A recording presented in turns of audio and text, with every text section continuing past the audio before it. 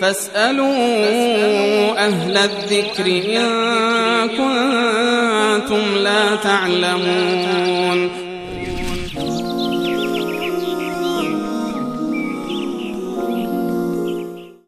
بیننده پرسیدن 4 شماره آخرشون از 0900.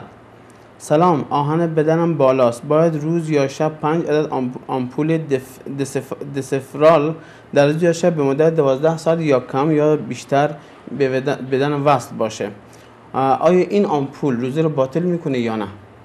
آمپول دسفرال به صورت کلی آمپول هایی که به بدن تزریق می شود یا هر موادی که به هر طریقی غیر از راه دهان به بدن اضافه می شود، در اینجا ما یک معیار کلی داریم. این خدمت بینندگان عزیز من عرض بکنم تمام آمپول هایی که به اصطلاح مغذی هستند و بدن انسان رو از غذا بی‌نیاز می کنند، این نوع آمپول ها در واقع شکننده روزه هست و روزه با این آمپول ها و آمپول هایی که مغذی هست یا آمپول هایی که در واقع ویتامین هست، نوع ویتامین خاصی رو در بدن تزریق میکنن، این دو مورد از به اصطلاح آمپول ها ناقض روزه هست، روزه رو میشکند. اما آمپول های دیگری که مغذی نیستن مانند آمپولی که آهن رو اضافه میکند یا این که به اصطلاح مسکن هست یا موارد دیگر، اینها شکننده روزه نیستند و هیچ اشکالی در حالت روزه ندارند.